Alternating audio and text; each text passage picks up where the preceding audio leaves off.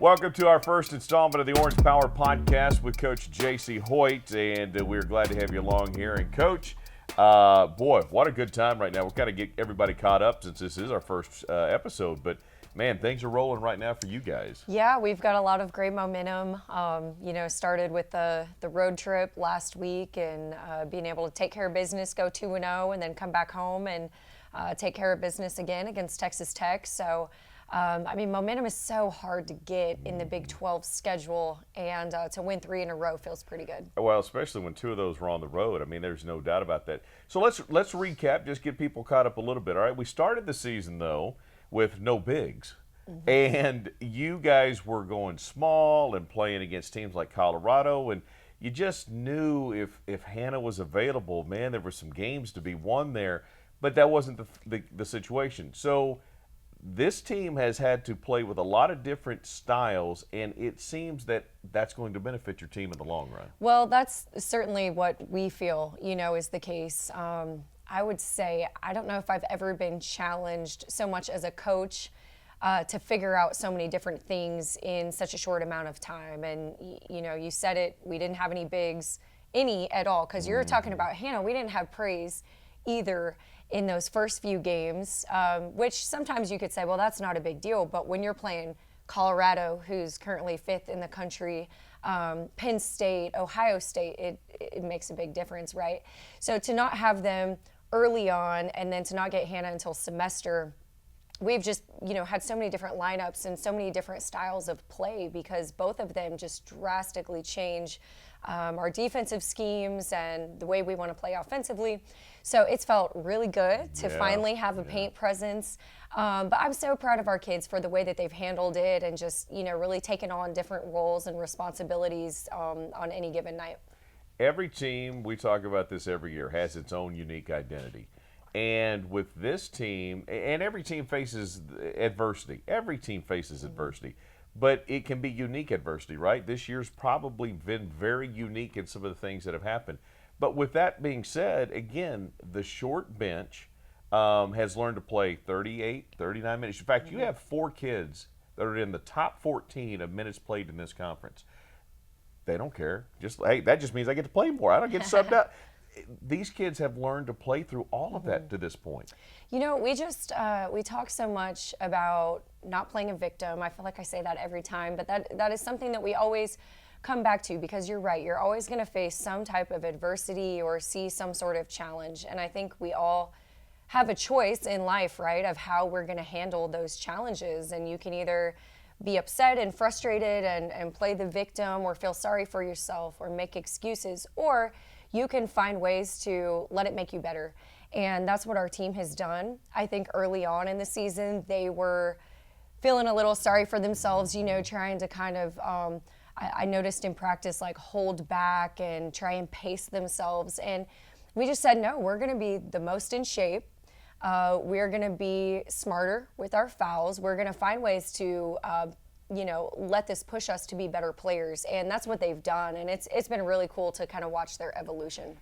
You often come up with some thoughts or some ideas or some maybe just a mantra a little bit. I want to go over a couple of them that you have really been pushing lately. Staying neutral. Mm-hmm. And a lot of that goes back to what we've talked about. Again, maybe you don't have the bench depth and some things are going to happen. You're going to get in the Big 12. Crazy things are going to happen. But you have told your team over and over and over, stay neutral. Explain that to us. Yeah, so, first of all, it's a book that we read pretty regularly. We actually haven't read it this year, but it's called It Takes What It Takes. And Trevor Moawad he's passed away now, unfortunately, but just kind of a mental guru who worked a lot with sports figures and just talks about, the state of mind that's neutral. So not being really high and positive, although that can be good. Sometimes that's just not realistic, right? And then we know that every time you have a negative mindset, that's not going to go well for you. And so the more that you can find ways to just get to neutral and do the next best thing without being too high or too low, that's going to benefit you most. One of the things I love about this year's team is they have so much heart and passion and emotion. It can also be a downfall, though, if it gets out of balance. And so Just the last couple weeks, really, we've really hit on just getting back to neutral. We're not going to let our highs be too high or our lows be too low. We're just going to find that neutral state of mind, and that has served us really well. The other thing is, I've heard you say this many times, and you've said it to me in interviews that we've done, but I want our kids to be mission-minded. Mm-hmm.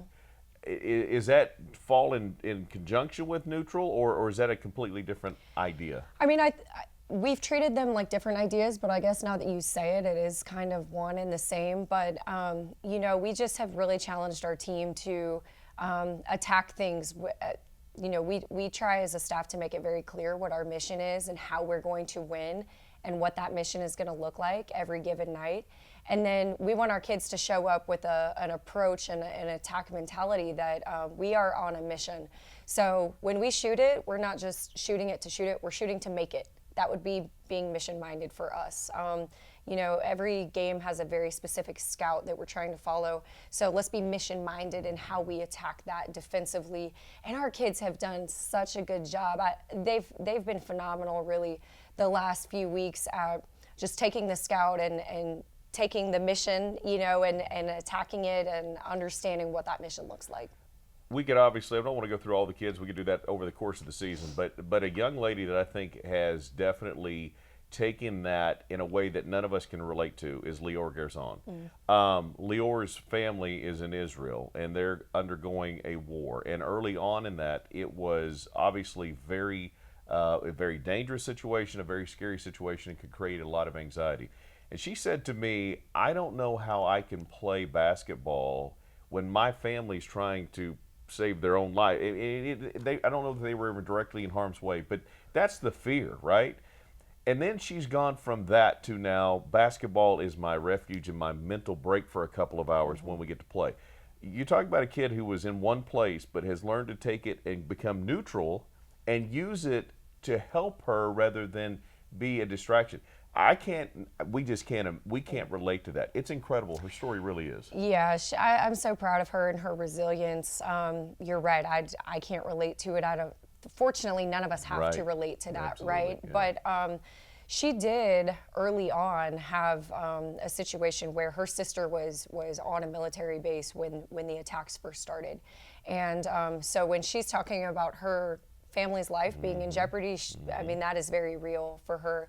I think fortunately things have calmed down a little bit in terms of that, but the threat is still there. The war is still happening over there. And to see her show up every single day, she's never missed a practice. She's one of those players playing dang near 40 minutes a game. She played 40 minutes last night.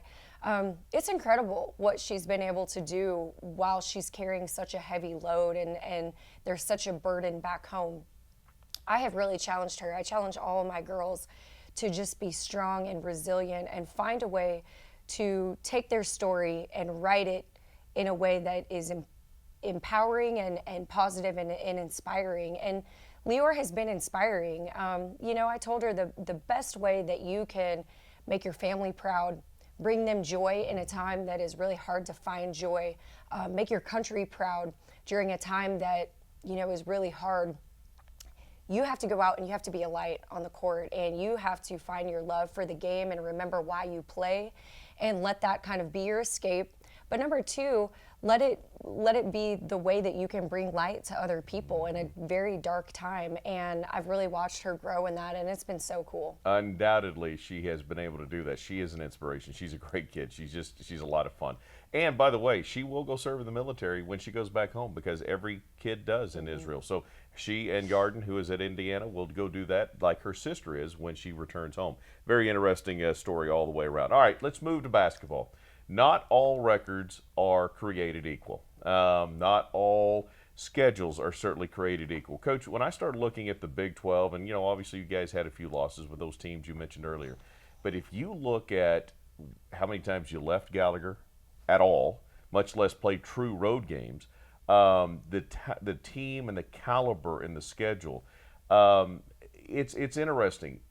Some teams aren't willing to do that, and we're starting to see that now. But we're seeing the fruits of you guys doing that. You said it early on. That's going to benefit us later, and I don't think there's any doubt you are benefiting now from that non-conference schedule.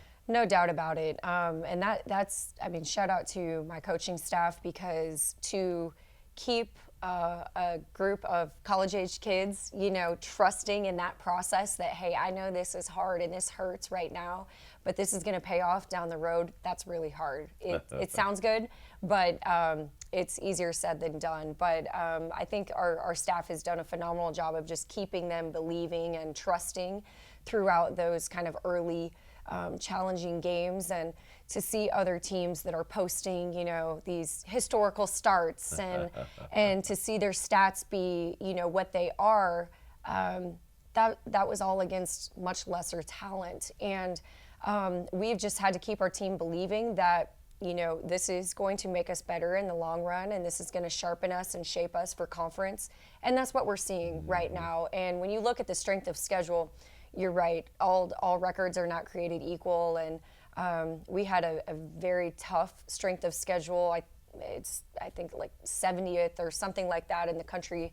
And then you're playing against other teams that are maybe, you know, in the 200s, even 300s. That makes a difference, and it's been really cool just to see kind of the fruits of our labor all come to light. Undoubtedly, again, you could see that the styles of play that you played were intentional. What you're going to see in the Big 12, it's worked out really well. Okay, a couple other things real quickly before we talk about Kansas, and that is that if you look at your team right now, Coach, again, having won 3 in a row, you've won 2 of those on the road. We are now 22% through the Big 12 season, and you're tied for second. That is a really good place to be. And again, we're only 22% in. I get that, but you can't. You know, it's hard to make that push if you don't get yourself there to begin with. And you talked about that momentum. Well, that momentum right now has got you in the upper echelon, and that's a really good place to be for this inexperienced Big 12 inexperienced team. Sure. Well, I think it's always important, just kind of as we're talking strength of schedule, to even look at that within the Big 12. And you know, it's such a long season, right? You don't want to get ahead of yourself. But I think what I like about where we're at right now is that we have played some of those top teams, and not just the bottom teams, you know, because sometimes you can feel really good, but that's kind of a false sense of security based off who you've played. But I love where we're at right now. You know, start off going 0-1 against Iowa State. Well, Iowa State's probably going to get ranked by next week. They haven't lost a game in the Big 12. And so that's just a good example of why you just have to stay the course, you know, and trust that it's all going to shake out eventually.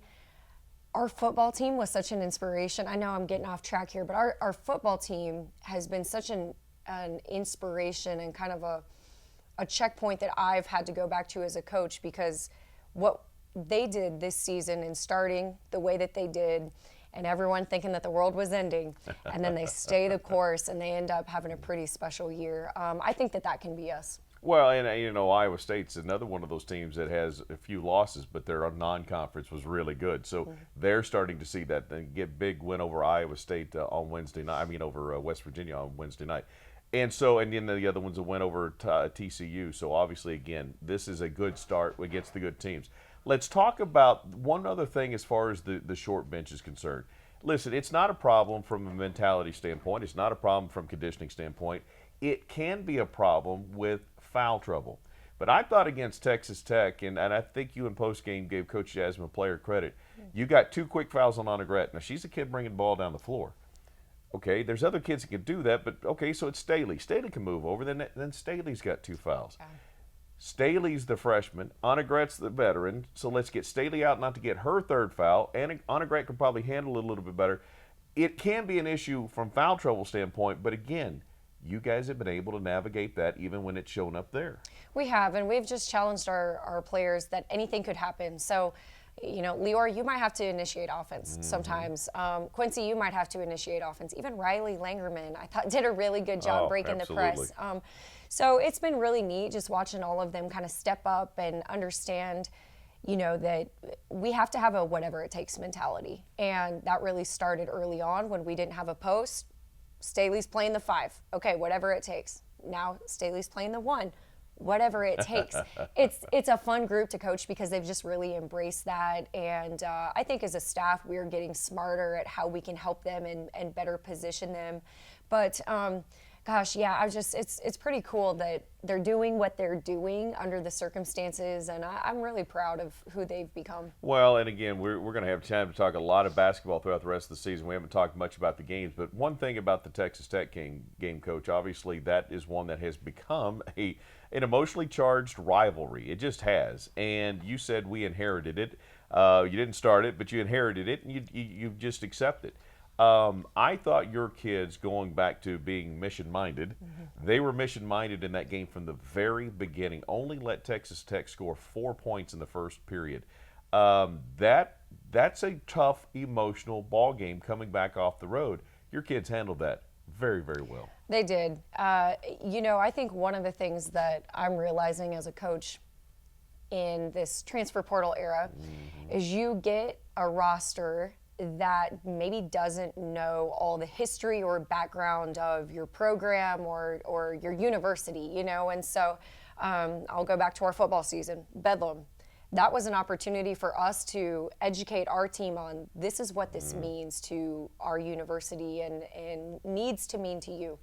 Texas Tech, as you mentioned, it is a pretty kind of emotionally charged rivalry for women's basketball. And so it was really important for me to just get ahead of that and say, listen, this is what you need to understand going into this game. This is the mindset that we need to have, the approach that we're going to take. And we certainly saw that in the first quarter. And it was pretty neat to see them just kind of take that on and understand it. And went out and executed and did a great job, got the win, again, third in the row. Now, you go to Kansas, and I think their efforts against Baylor could not have come at a better time. You go play a winless Kansas team on the road, having won 3 in a row. Kids are kids. I know you're going to coach against it, and you're going to say, hey, guys, they're good. They're better than you think. They're better than their record. But when they beat Baylor, you don't have to have that message because it's like, oh, that's a wake-up call. And that's, again, you hope, obviously, you guys go up there and get a win, and then and they don't play maybe as well as they did against Baylor. But that's a good timing for their win when you guys have to go up there and play them. Absolutely. I don't like playing teams that are on losing streaks. Those are the most hungry teams. Yeah. And, Kansas is going to have a lot of confidence, and they're still going to be hungry. But I would rather play them coming off a win than a loss. I think Kansas is another team very similar to us, in a sense of they had a very competitive non-conference schedule. So I think that they are much better than their record shows.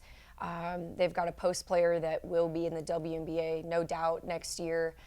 So a lot of challenges lie ahead in Lawrence for us. But you're right. I think that their win came at a good time for us to really make sure that our kids have their eyes open to what is ahead of them. And you can never take anyone for granted in this league. I don't care who you are, whether you're Baylor, whether you're Iowa State, whether you're Texas, or you're one of the teams now in the bottom. You cannot take anybody for granted in this league. No doubt. I mean, the Big 12 is one of the best, if not the best, in the country, and that's from top to bottom. So I think that, an 0-3 Kansas team knocking off an undefeated Baylor team is exactly what you're saying, right? And you've got to be on your A game and at your absolute best every single day. Going to be a lot of fun. Going to be a fun year. Cowgirls, again, having won 3 in a row, and now are getting ready to go to Lawrence, Kansas, tied for second in the league. Coach, it's going to be a lot of fun. Great job. Great start. Thank you. All right, that's going to do it for us. For Coach Jacie Hoyt, I'm Casey Kendrick. We'll see you next time on the Orange Power Podcast.